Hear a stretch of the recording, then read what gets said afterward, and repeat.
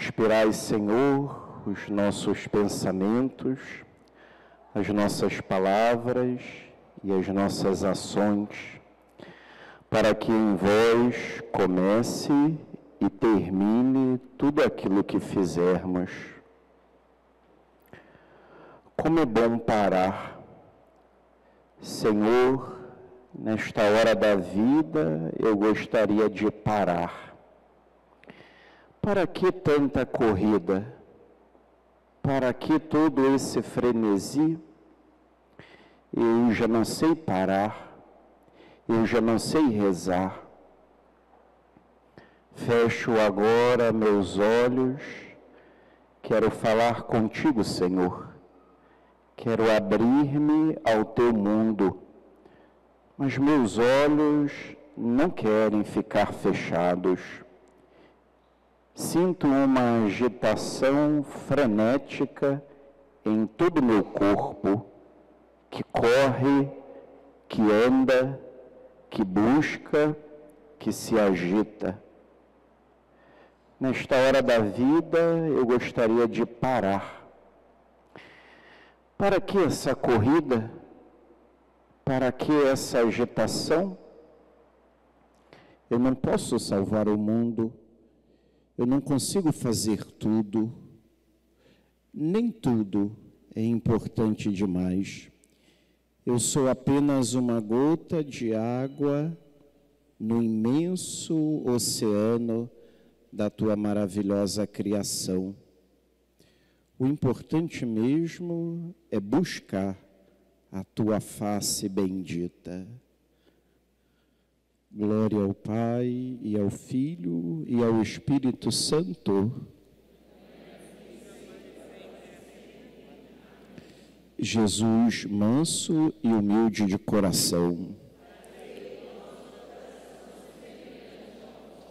Em nome do Pai, do Filho e do Espírito Santo. Amém. Mais uma vez nós nos reunimos, e nós poderíamos dizer, nesse início da nossa missão deste ano de 2025. E como fiz semana passada, também faço hoje, mais uma vez, um agradecimento a todos pela acolhida, pela oportunidade de iniciarmos juntos essa missão.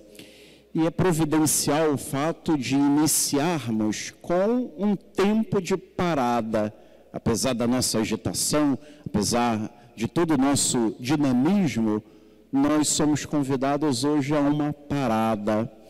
Só que não pode ser uma parada como outra qualquer. Precisa ser uma parada para nos colocar diante do Senhor, diante da sua palavra, diante daquilo que Ele tem para cada um de nós, exatamente para que possamos, então, nos comprometer em viver esse ano como Ele deseja. E a partir daquilo que o Padre André havia proposto como uma programação para este dia de retiro, como semana passada, juntamente com o Padre Breno, nós pensamos então em trabalhar o tema do Jubileu da Esperança, que nós estamos vivenciando, sobretudo para nós, que somos de uma igreja jubilar.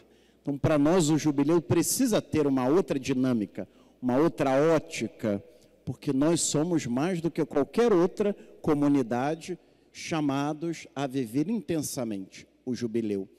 E eu tenho dito que o Jubileu da Esperança, ele é como uma festa de aniversário. Nós estamos, na verdade, celebrando os 2025 anos da encarnação. O Jubileu é o Jubileu da encarnação, mas que tem, neste ano, o tema Peregrinos da Esperança. Então, é como se nós fôssemos fazer a festa de aniversário, sua festa de 60, 70, 80, 70. Então, nós vamos fazer a festa de 70 anos e vamos dar um tema, um título para a festa da Branca de Neve, a festa dos Minions, a festa das meninas superpoderosas. É um tema, e o tema proposto pelo Papa Francisco foi Peregrinos de Esperança. E aqui nós temos que guardar os dois elementos principais para esse ano. Primeiro, lembrarmos sempre que nós somos peregrinos. Nós estamos e estaremos a vida inteira peregrinando. Como diz o autor da carta aos Hebreus, ninguém tem morada permanente neste mundo. Estamos na peregrinação. Mas não pode ser para nós uma peregrinação qualquer. É uma peregrinação marcada pela esperança. E para começar, nós já poderíamos até nos perguntar, como que vai a minha esperança?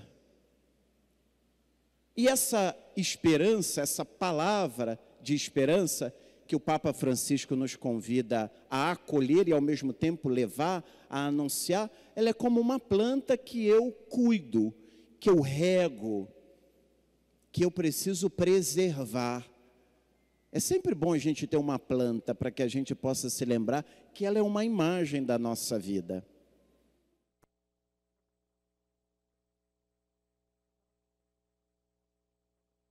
Ela eu preciso ser cuidado, regado, alimentado, que em alguns momentos eu preciso ir para o sol, em outros eu preciso ir para a sombra. Eu preciso cuidar. E essa esperança, ela não decepciona, como diz Paulo,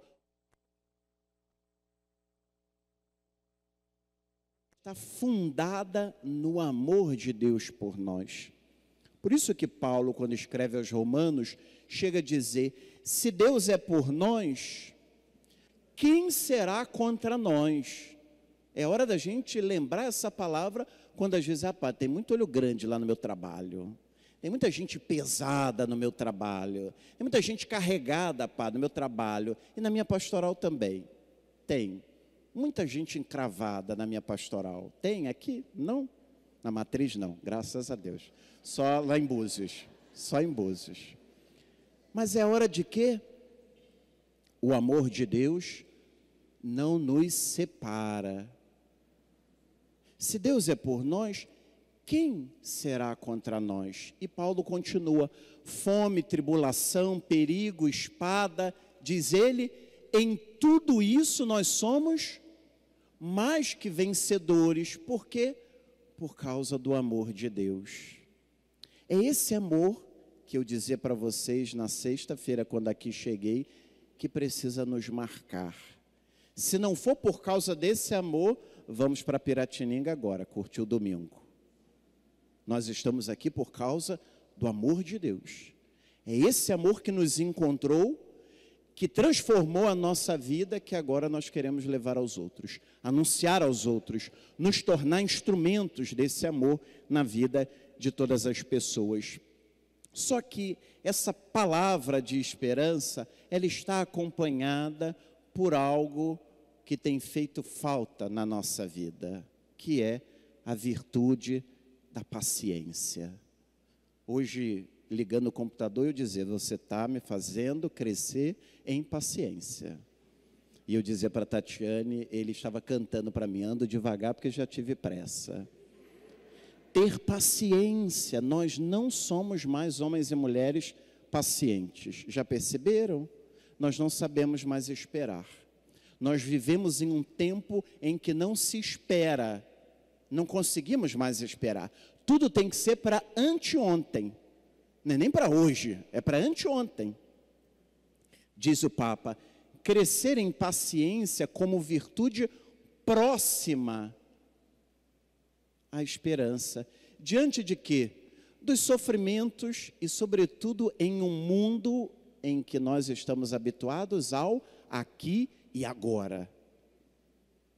Basta nós olharmos nossas crianças, começam a gritar, tem que ser agora. Agora. Não, espera. Não vai ser agora. Vai esperar. Vai esperar. Qual o problema de esperar? Espera. Diz para o seu marido, espera. Diz para a sua esposa, espera. Para que essa pressa toda? Espera. Nós temos que aprender a esperar. As coisas não são automáticas. Eu sempre digo, não é como a máquina da Coca-Cola, que eu boto a moeda e a Coca-Cola sai. A vida não é assim. As pastorais não são assim. As pessoas não são assim. Nós temos que aprender a esperar, a ter paciência. E é bom crescer em paciência. E a paciência vai nos ajudando a quê? A esperar. Pense na mulher grávida. Quer me dar seu copo, que está quebrado, fazendo barulho? Pode me dar. A pessoa não vai usar mais, já está quebrado. Pronto. Paciência também para escutar o copo. Senão pode dar agonia em nós que estamos ouvindo. Paciência de quê? De esperar. Esperar o tempo do outro. A mulher grávida que faz o quê? Espera. Eu às vezes fico pensando, na mulher grávida de vez em quando deve ficar assim, não tem como nascer logo? Sai logo. Agora no final da missa veio um casal pedindo para eu abençoar a filha que estava grávida. Padre, abençoa essa menina aqui ansiosa. Eu falei, qual das duas? A de fora ou a de dentro? Aí o pai falou, as duas. Não sabe esperar, tem que esperar. Nós esperamos para nascer. Nossos pais esperaram. A espera faz parte da vida. E a gente não sabe mais esperar. Tudo tem que ser rápido. Padre, eu preciso muito falar com o senhor. Aí quando começa a falar, mas isso era a rapidez, a pressa? Não podia esperar? Ai não, padre, eu estava muito ansioso. Então controla. Espera, aguarda. Calma, calma, calma. A vida não é assim, corrida. E com isso o Papa então nos convida, nesse processo, a fazer um caminho de esperança. Nós vamos percorrer esse caminho, porque nós somos peregrinos. Só que esse caminho, ele é marcado pelo encontro com Jesus. Antecipando a homilia que daqui a pouco vocês vão ouvir.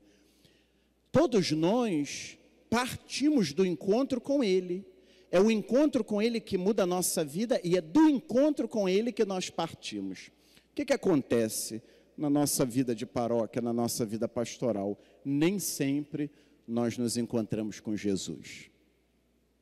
Sabiam? Nós que estamos aqui, a começar por mim. Se nós não partirmos do encontro com Ele, a gente até pode trabalhar na pastoral, a gente pode até celebrar a missa, mas vai faltar alguma coisa. O encontro com Ele deve transformar a nossa vida à luz do encontro daquela mulher samaritana no poço de Jacó. Transformou a vida daquela mulher para que agora ela pudesse o quê? Transformar a vida dos outros. É bonito no texto de São João, porque os contemporâneos, os conterrâneos da samaritana dizem o quê? Agora nós cremos não por causa da sua palavra, mas porque nós vimos, porque nós encontramos Jesus. E nós somos chamados a fazer essa experiência do encontro. E sobretudo no ano jubilar, quando nós cruzamos a Porta Santa, aqueles que puderem cruzar, neste ano nós não temos aqui a Porta Santa, como foi no ano jubilar extraordinário da misericórdia, mas passar por Jesus, nós sempre vamos passar, porque Ele é a porta, Ele é a graça, Ele é a graça que nós somos chamados a receber, graça que transforma a nossa vida. Temos que lembrar que nós não precisamos de uma graça. Ah, padre, eu estou precisando tanto de uma graça, passar no Enem, passar na UF, para o meu filho passar no concurso. A graça, para nós, é sobretudo uma pessoa. Ele é a graça. O restante é a manifestação dele na nossa vida. Mas Jesus é a graça de Deus. Graça que é dada, ofertada, gratuitamente, já foi dada, já está entregue a todos nós. Nesse caminho de esperança, nós somos então chamados a reconhecer que nós estamos peregrinando. E quem peregrina, quem caminha, no fundo está procurando o quê? O sentido da vida. Está querendo alguma coisa. Se você até perguntar, você está andando, vai para onde? O que você quer? É a procura, é o desejo de encontrar alguém, de ter a nossa vida transformada por alguém. Mas vejam que essa peregrinação, ela precisa ser para nós também um caminho que contribui, primeiro, para redescobrir o valor do silêncio. que nós já não sabemos. Não é verdade? Porque nós falamos demais, demais. Eu digo sempre que tem pessoas que falam com medo de ficar muda. Fala demais. Fica quieto um pouquinho. Fica quieto, é bom. Faz o exercício. Ai, padre, eu não aguento. Aguenta? Fica quietinho. Fecha sua boca, para de falar. Silencia. Já viu o grupo do WhatsApp, como ele é a prova viva que a gente não sabe ficar quieto? A gente tem que falar de alguma maneira, nem que seja só o dedinho que a gente agora coloca na mensagem. Por quê? Porque tem que falar. Mas por quê? Porque nós fomos educados para falar. Não é verdade? Quando éramos pequenos, minha mãe dizia assim, você demorou muito para falar. A gente até fazia a simpatia de colocar o ovo de galinha na sua boca, para você começar a falar, porque você não falava. A gente pensava que você ia ficar mudo. Depois se arrependeram, porque aí a criança não para de falar. Fala papai, agora fala mamãe. Ganhou presente? Qual a palavrinha mágica? Obrigado. Nós fomos educados a falar. Ninguém foi educado a ficar quieto. Foi? Acho que não. Lá em casa ninguém foi. Só a falar. E olha que a gente até fala pouco. Mas por quê? Porque nós não aprendemos a ficar quietos. Só a falar. A gente entra na igreja e faz o quê? Fala. Até se for para rezar, mas a gente fala. E se esquece que a oração também é feita de silêncio. Eu sempre digo, começa a adoração ao Santíssimo. Toca o violão. Para o violão. Entra as matronas piedosas. Em nome do Pai, vamos rezar agora o terço. Acaba o terço, vem o violão. Qual é a hora do silêncio na adoração? Não existe. Porque a gente não sabe ficar quieto. Só falar.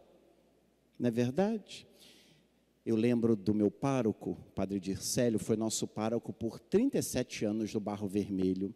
E ele contava que Dom José Gonçalves da Costa uma vez foi visitar a nossa paróquia. E a paróquia do Barro Vermelho é barulhenta, é falante, é igual o grilo falante. E diz ele que Dom José falou assim para ele: a gente mede a fé do povo pelo silêncio que ele faz na igreja.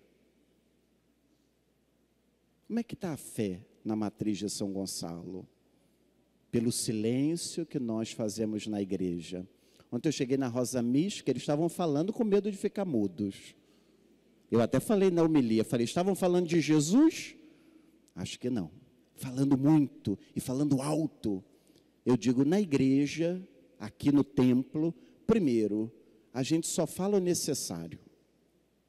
Só o necessário. É claro que num momento como hoje é diferente. É um encontro das pastorais, a nossa igreja vira um auditório. Tranquilo, tem um desconto. Fora disso, na igreja a gente só fala o necessário e fala baixo. Porque quem entra tem que ter a consciência, eu estou entrando na igreja. Ministro, liturgia, pastoral da acolhida, não pode transformar a igreja na praça, no pátio. A igreja é igreja, o pátio é pátio.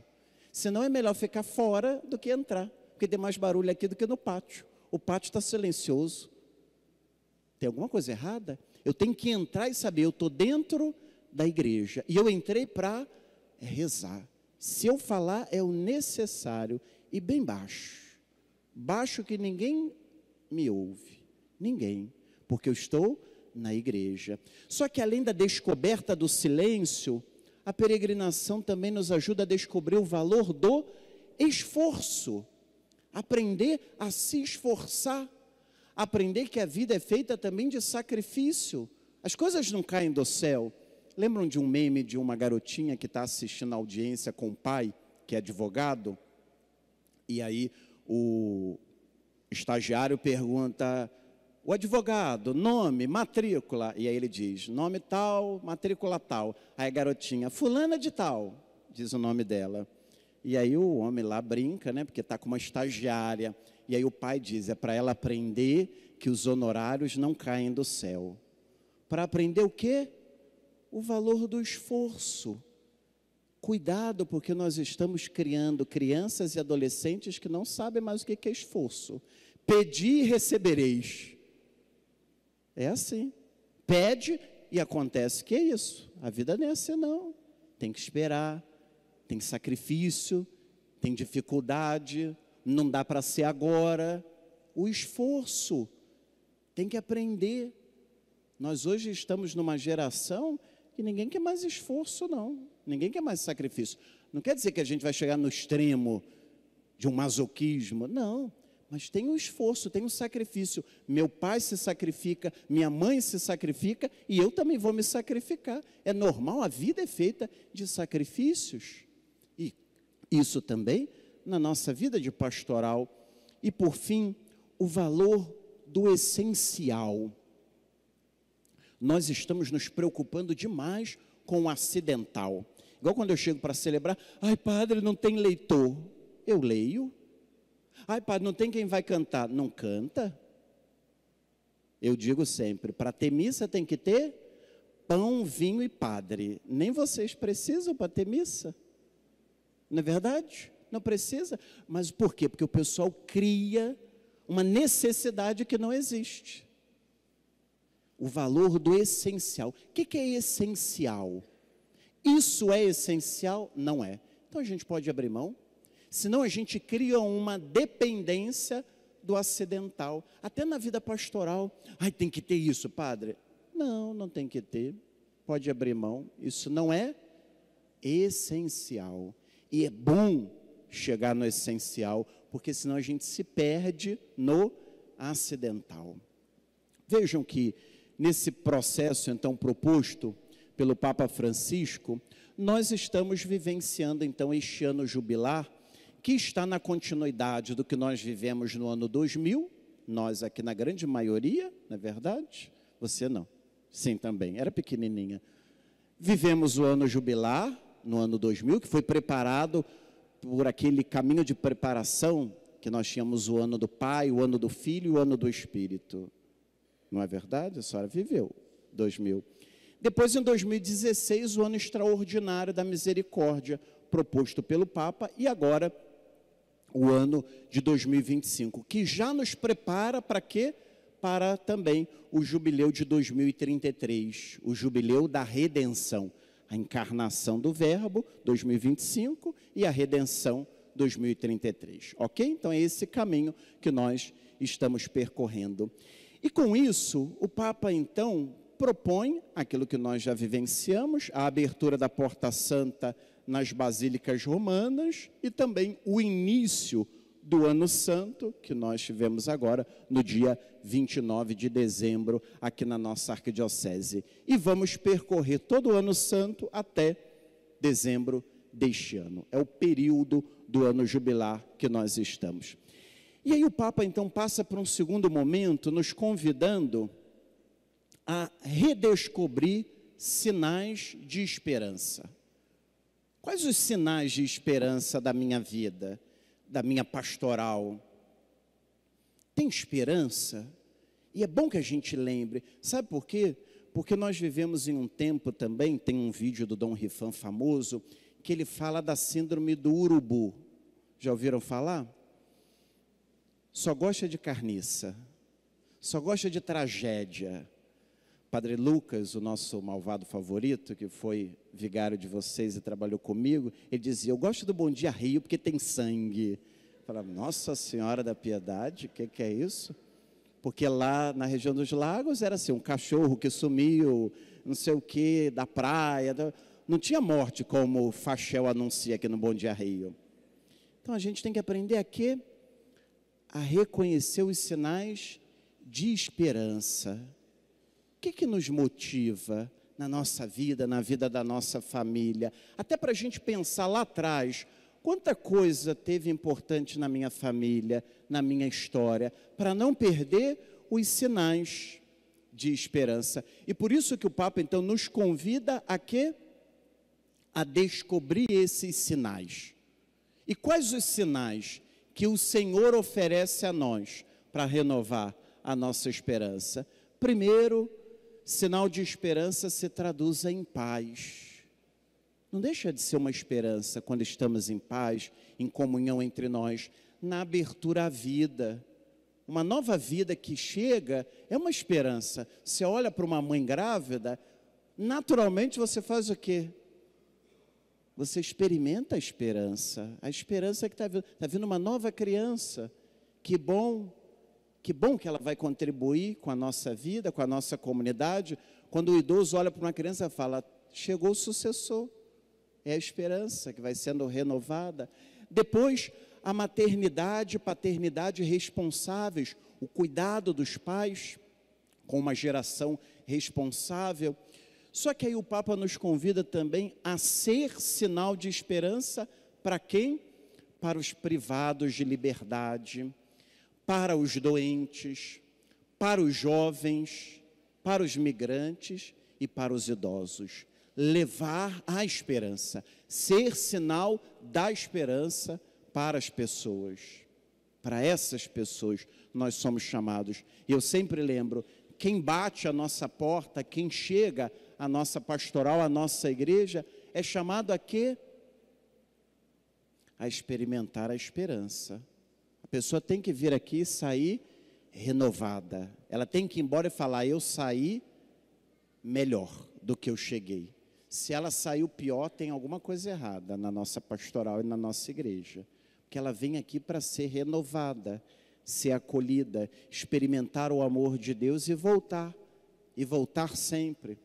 O Papa Bento XVI, quando veio ao Brasil em 2007, naquele encontro com os bispos na Catedral da Sé, logo no final do discurso ele diz assim, a igreja não cresce por proselitismo, não cresce pela propaganda, ela cresce, diz ele, por atração. Nós temos que atrair as pessoas precisam se sentir atraídas por nós, tocadas por nós. Ela tem que voltar porque ela se sentiu bem, porque ela se sentiu atraída, e ela fica. Ela no fundo experimentou o quê? A esperança que tocou a sua vida. E aí o Papa então caminha, já quase para a conclusão, fazendo alguns apelos em favor da esperança. Primeiro, lembrando uma dimensão muito importante do jubileu, que é a dimensão social. Se você daqui a pouco, no tempo de oração, pegar o capítulo 25 do livro do Levítico, você vai ver a origem do ano santo, a origem do ano jubilar. Exatamente como domingo passado, Jesus entrando na sinagoga de Cafarnaum, pegando o livro do profeta Isaías, ele diz o quê? Proclamando um ano da graça do Senhor, o ano jubilar.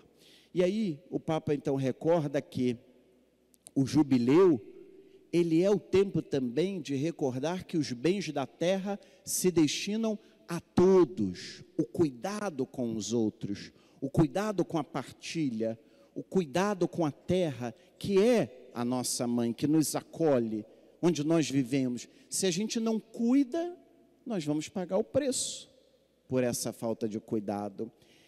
E um outro apelo que o Papa faz em favor da esperança é pelo diálogo ecumênico, que vocês inclusive aqui já vivenciam, mas que nós temos que aprender que esse diálogo ecumênico, ele hoje se dá sobretudo dentro da nossa própria família.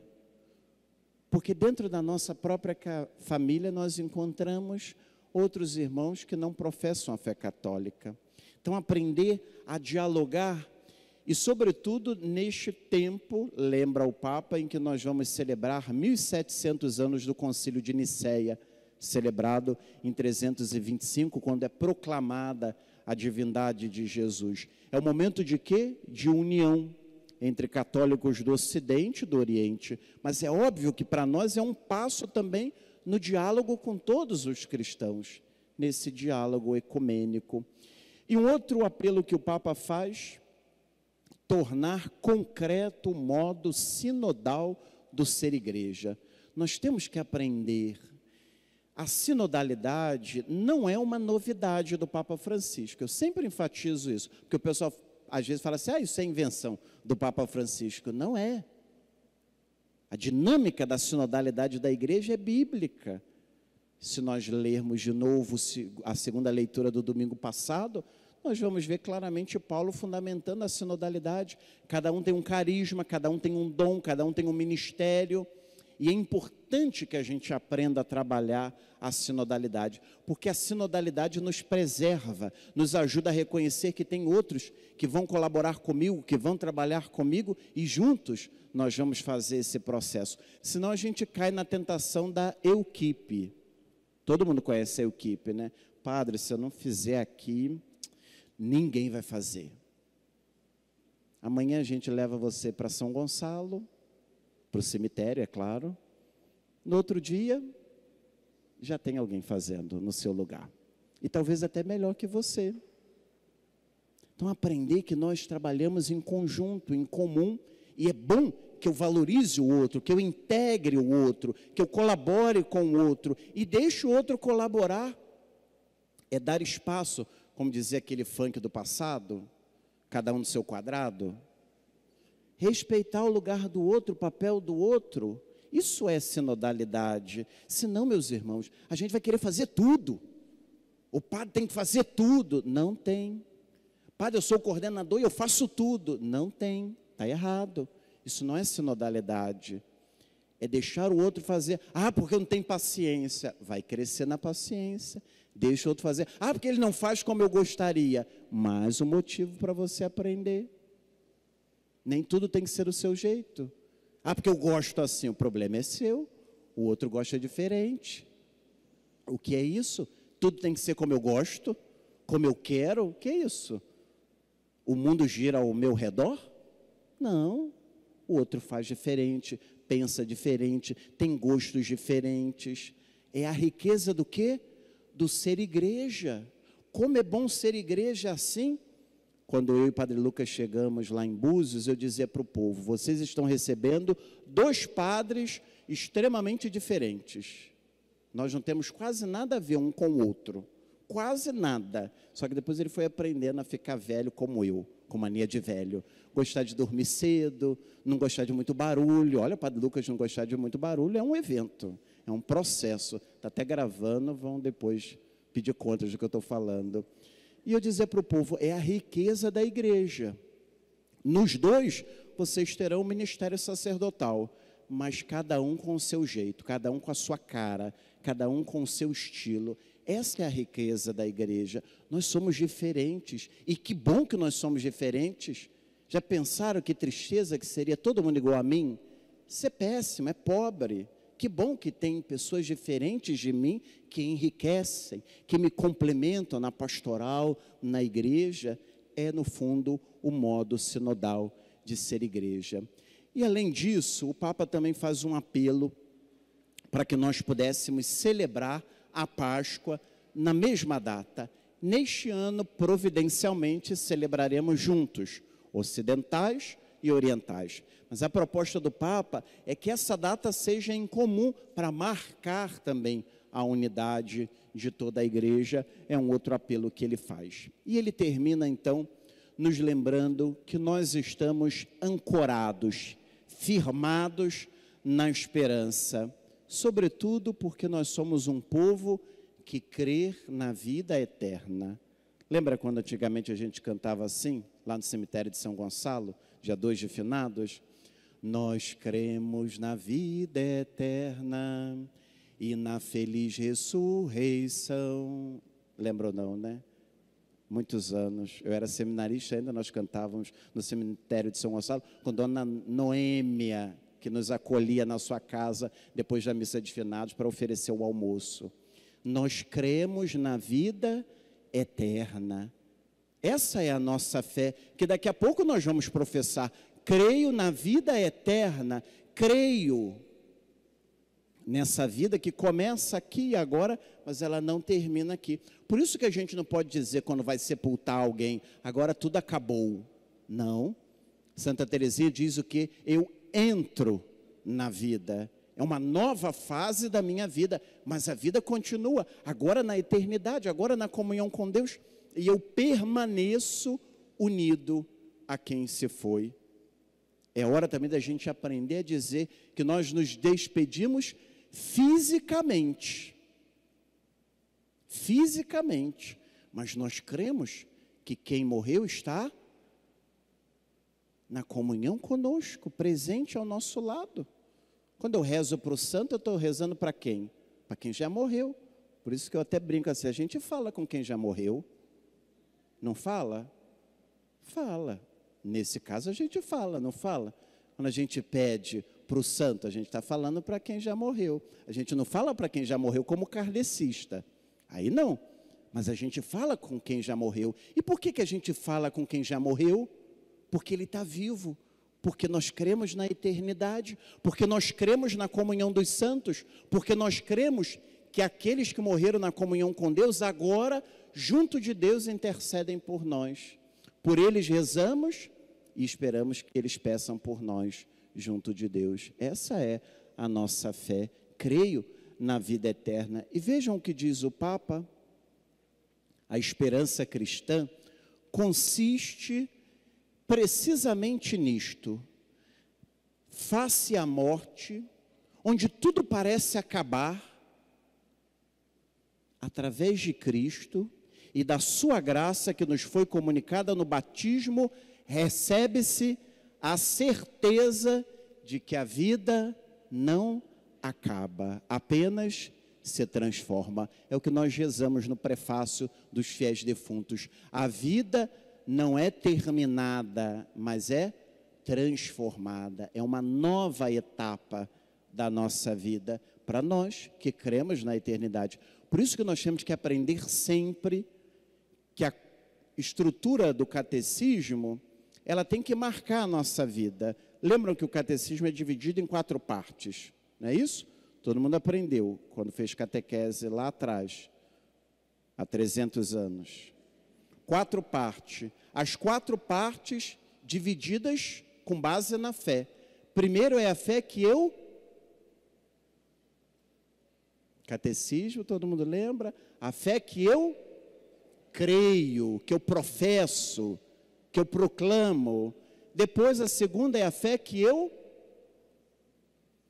celebro. A fé é celebrada na liturgia, nos sacramentos, mas a fé também é, terceira parte, ela é vivida, é a moral. Eu vivo a minha fé. Eu não só professo, dizer creio na vida eterna é professar, é celebrar e é também viver. Mas aí entra depois a 4ª parte. A fé também ela é rezada. Creio, celebro, vivo e rezo. A mesma fé. É a mesma fé. Crer na vida eterna precisa ser professar, celebrar, viver e rezar a nossa fé. E nesse caminho nós então chegamos aqui ao encontro definitivo com o Senhor, o juízo de Deus, que deve ser meditado por nós, sobretudo a partir do capítulo 25 de São Mateus. Papa Francisco usa a expressão que nós temos que ter em uma mão o capítulo 5 de São Mateus e na outra o capítulo 25. Capítulo 5, Sermão da Montanha. Capítulo 25, o juízo final. A volta do Filho do Homem, quando ele separa ovelhas dos cabritos. Ovelhas à direita, cabritos à esquerda. Quem que vai à direita? Quem foi à missa? Quem pagou o dízimo? Quem foi da pastoral? Não. Quem realizou as obras de misericórdia. Deu de comer a quem tem fome, deu de beber a quem tem sede, vestiu o nu, cuidou do doente, acolheu o peregrino e visitou o encarcerado. Esses irão para junto de Deus. Vinde benditos de meu Pai, tomai posse do reino que está preparado para vós desde toda a eternidade. São os que vão. Para quê? Para a comunhão com Deus. Só que esse juízo não nos causa medo, preocupação, não, ao contrário. Vejam, diz o Papa, se é justo preparar-se com viva consciência e seriedade para o momento que recapitula a existência, ao mesmo tempo é necessário fazê-lo sempre na dimensão da esperança. virtude teologal que sustenta a vida e nos permite o quê? Não cair no medo. Ah, eu tenho medo de Deus. Medo de Deus? Tem alguma coisa errada. Medo de Deus? Não. Dele eu não tenho medo. Nele eu confio, nele eu espero. Não tenho porquê nem deixar o medo passar perto. Diante de Deus, não. Confio nele, espero nele e desejo encontrá-lo. Até aqui e agora. Imagina, se nós morrêssemos agora, está tudo bem por aí? Se morrêssemos agora? Não? Sim? Não? Se nosso Senhor voltasse agora, às 10 horas, do dia 2 de fevereiro, nosso Senhor voltasse, está tudo bem? Não? Não? Preparados para o encontro definitivo com Ele, para esse encontro que vai transformar a nossa vida. E nessa experiência da graça, nós encontramos as indulgências, diz o Papa, como expressão de um Deus que nos ama e nos perdoa sempre e expressa a sua misericórdia. E eu sempre lembro, e nós não podemos esquecer, que a cada visita que aqui fizermos, nós podemos receber a indulgência para nós e para os nossos falecidos. E o diferente deste ano jubilar é que o decreto da penitenciaria apostólica prescreve, inclusive, que no mesmo dia nós podemos receber 2 vezes a indulgência plenária, desde que apliquemos aos nossos falecidos. É a graça de uma misericórdia ilimitada de Deus. Experimentar a misericórdia de Deus. E aqui nós temos que lembrar também que a confissão, ela precisa ser para nós a experiência do quê? Do abraço de Deus, do perdão de Deus que me acolhe. A gente tem que ter cuidado para não deturpar a confissão. E não fazer da confissão um passe de mágica. Sabe por quê? Porque a gente pode simplesmente procurar a confissão, mas não fazer a nossa parte. Ah, eu fui lá e me confessei e está tudo bem. Não. Você também está se emendando? Ah, eu falei mal de alguém e você agora está falando bem? Você está corrigindo o que você fez ou só se confessou? Ah, eu briguei muito com meu marido hoje. Uma vez eu lembro que eu atendi uma pessoa e aí ela tinha se confessado, muitos anos, eu era padre novo ainda, não que eu seja padre velho agora, né? E ela dizia assim, ah, padre, eu briguei muito com meu marido. Aí tudo bem, eu ouvi, aconselhei, e no final falei bem assim, sua penitência vai ser, faça um ato de caridade para o seu marido. Ela me olhou assim, nunca falaram isso para mim, padre. Eu falei, mas fazer um ato de caridade para o seu marido é tão difícil? Tão normal? Mas por quê? Porque era fácil se confessar. Ela vai ali, fala para o padre nem sabe quem ela é, está tranquilo, está confessado, mas ela não se empenha para mudar. Mas ela se confessou e até anestesiou a consciência. Porque eu me confessei, mas você fez a sua parte? Não. Que confissão foi essa? Não teve comprometimento, não teve empenho da sua parte de mudar. A graça de Deus depende, supõe a minha colaboração. Por isso que Santo Agostinho diz, o Deus que te criou sem ti, não te salvará sem ti. É a nossa colaboração. Santo Tomás depois dirá, a graça supõe a natureza, supõe a minha parte, supõe a minha colaboração. Senão de que vai adiantar? Eu não faço nada e Deus resolve? Não pode. Então a indulgência é a experiência da misericórdia de Deus que espera a minha colaboração, a minha parte, o meu comprometimento. Por isso nós precisamos celebrar então nesse ano jubilar o sacramento da penitência, redescobrindo a beleza do sacramento, o sacramento que cura, o sacramento que nos dá alegria, fazendo a experiência do filho pródigo, no capítulo 15 de São Lucas. É bonito quando São Lucas diz que o filho está voltando.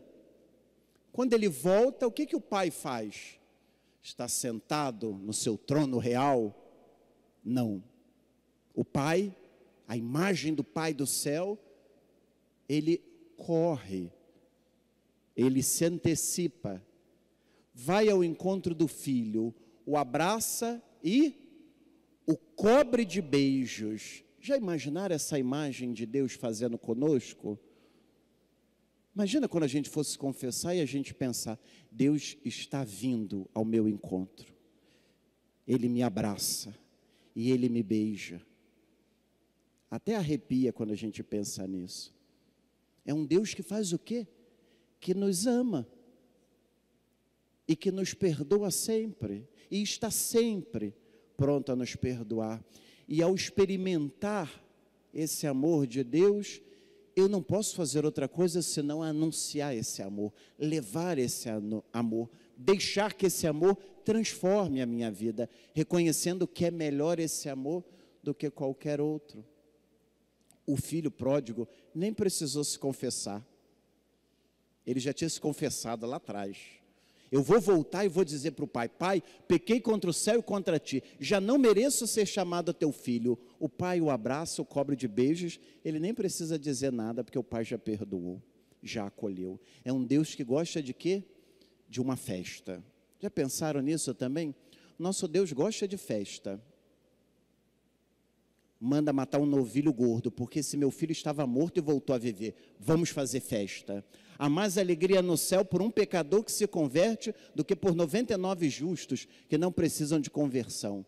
É um gonçalense.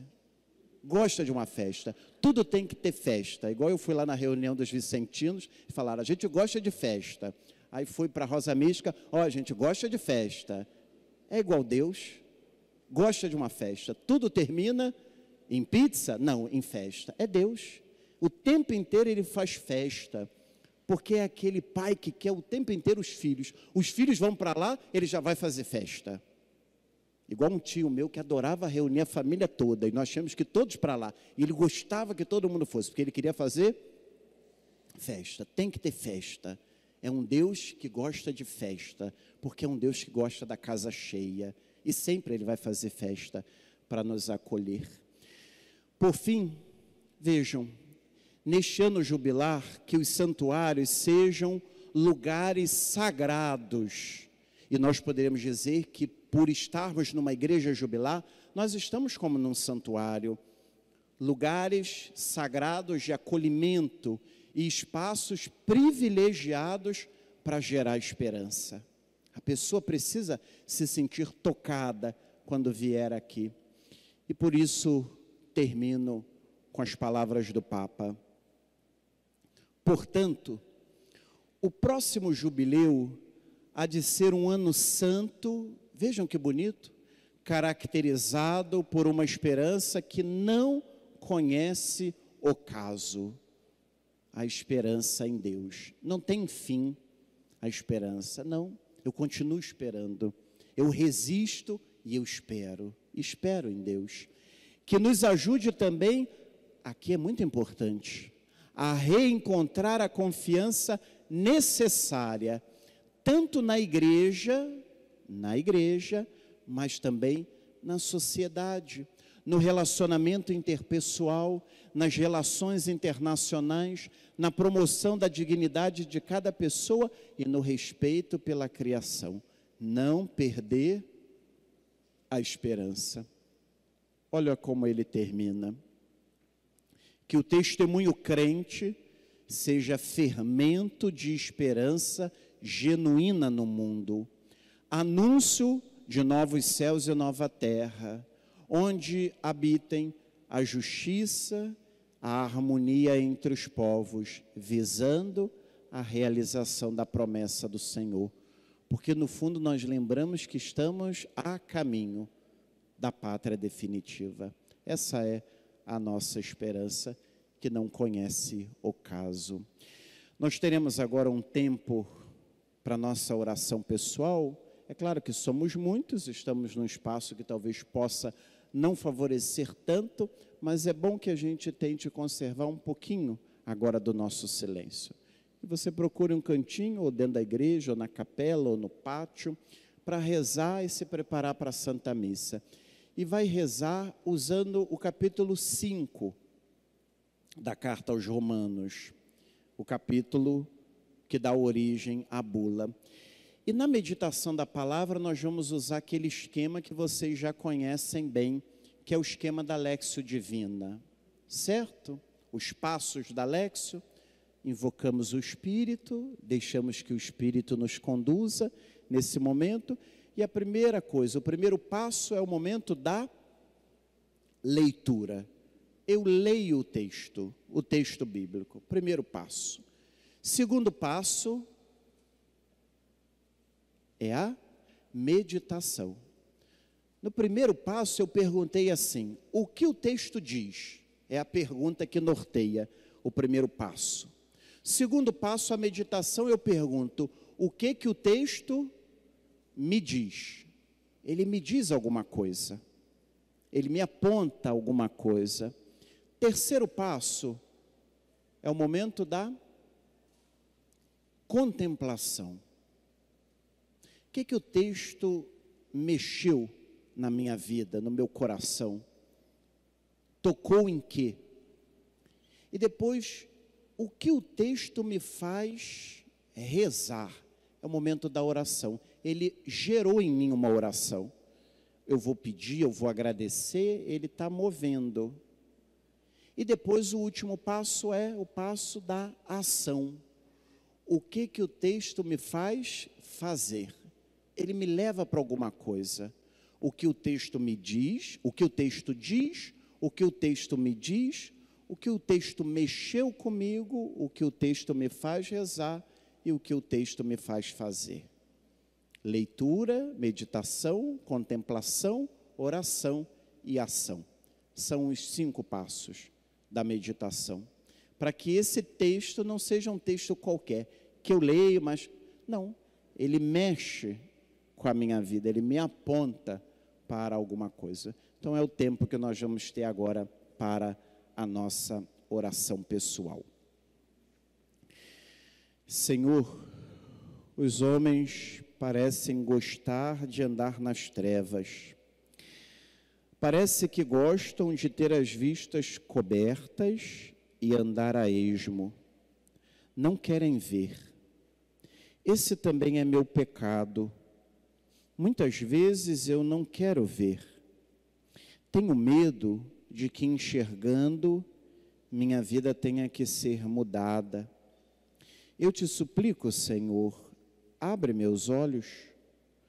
Neste momento de sinceridade, tenho certeza, Senhor, tenho certeza de que quero enxergar. Deixa que tua luz penetre agora nas trevas de minha vida. Glória ao Pai, e ao Filho, e ao Espírito Santo. Nossa Senhora da Esperança, em nome do Pai, do Filho e do Espírito Santo. Amém. Um bom tempo de oração.